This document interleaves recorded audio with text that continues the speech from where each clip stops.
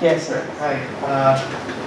Thank you again for the presentation. I guess what I'd like to share, it's more like a comment actually, and maybe to enrich the learning here in the room. E-learning is a very rich debate. That's a fact. In schools, there is no single concept of what e-learning is. There is no agreement on how to implement e-learning. As you said a while ago, and I agree completely, that it has to be designed very carefully. You must know your clientele. You must know the capacity of the institution that you are developing the program with, and all that. So there's a very rich debate. I don't consider myself a resistor. I'm more of a pragmatist when it comes to e-learning. And what do I mean by that? I use the internet in my teaching. I use PowerPoint. I have a Facebook group. We use Google Drive. I teach history. They create a timeline through Google Drive. So I use technology, but I don't consider that e-learning.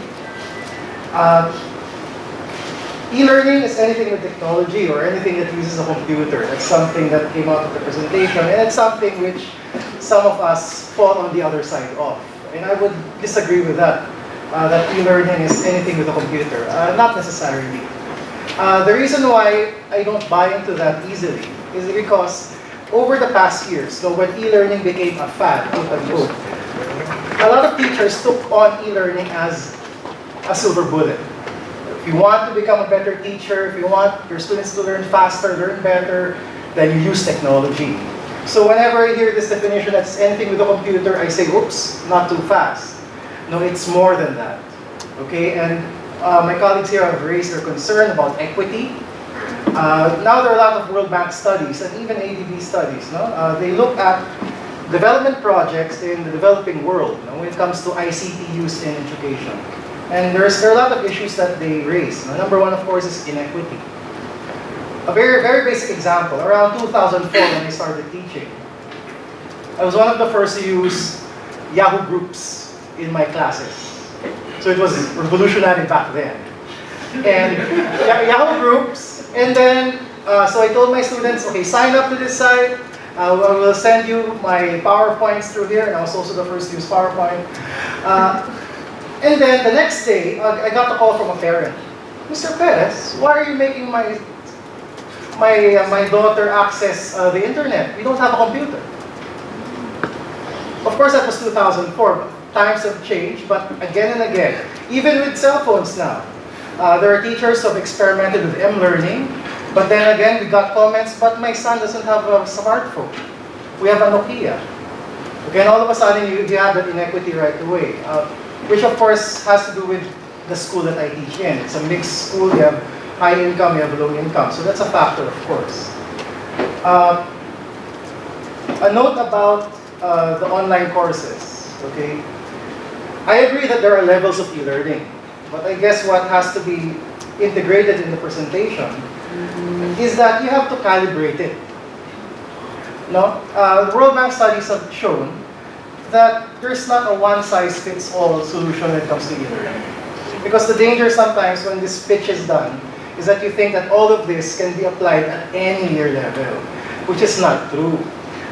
When you talk about primary education, you talk about early learning, you talk about grade school, of course you cannot do online courses. Okay, when you talk about secondary education, of course there's a certain level of engagement.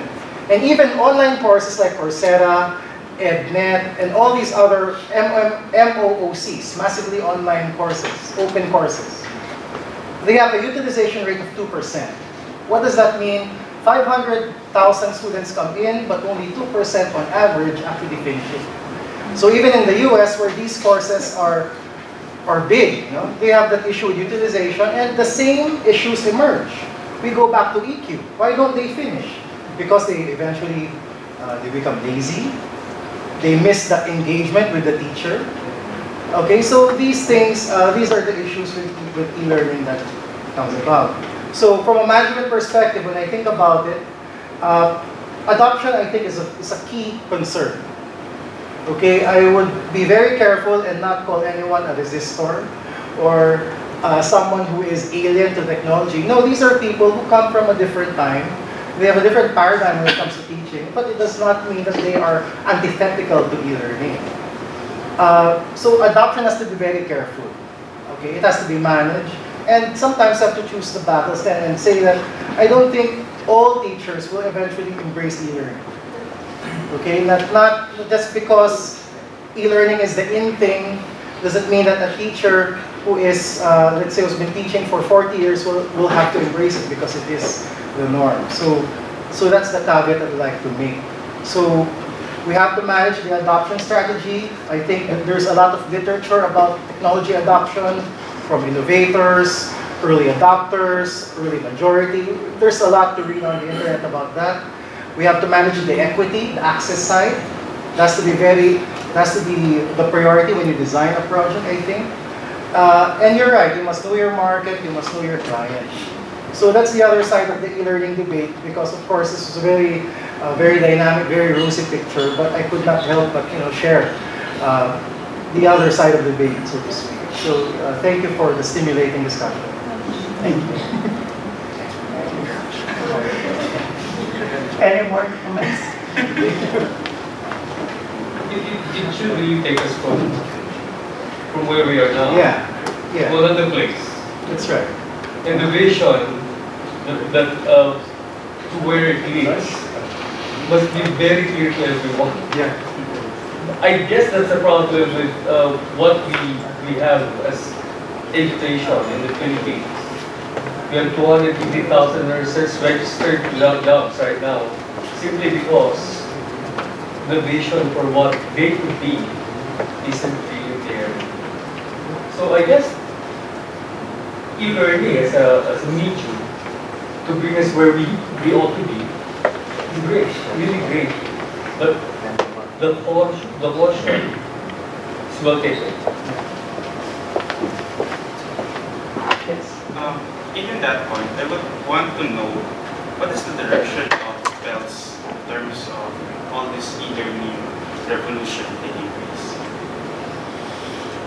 We continue to give, advocacy in PELS is really one difficult task, because first and foremost, we are not full-time there. We have other jobs too. So we don't actually earn there. So we only have one regular person who maintains, and it is actually the secretariat. So we are there in such a way that this is the only thing that we can get, to inform those who wanted to learn about e-learning, what the real e-learning is. Okay, so in as much as we could, we traveled from the different regions to tell them that this could be done. And then also, there are teachers who wanted to make use of this, so we teach them how to. There are several trainings that we have, like, internet as a tool for inquiry and internet as a tool for education. So these trainings can provide them the skills on how you can make use of the internet in your instruction in your classes. So these are more of the basic things that we do at PELS. And then regularly yearly we have this conference wherein they submit papers and tell us what happened in their institutions. So very surprisingly, we have a very big jump from the number of e-learning papers that we are receiving. So it means that slowly we are growing. PELS started in 2003. It's already 2013. Before, we tried to open the call for papers, and we begged them to submit. But this time we don't. So we just keep on, receiving, and they wanted to present, and they wanted to share. I guess all of these concerns are true, the gaps and everything. But I think our job is to continue and, to help, to be at par with the rest. Sir? No one? Yeah, I know. I know. Yes, I think.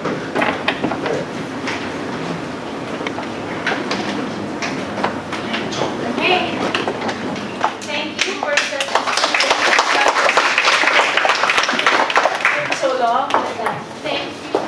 Thank you. And we hope to see you again. Sure. And thank you for telling us about, giving us a glimpse of what eLearning is. Maybe we will share your email with our students. So should you have any inquiries now and in the future about eLearning, we have the guide. Thank you. Thank you.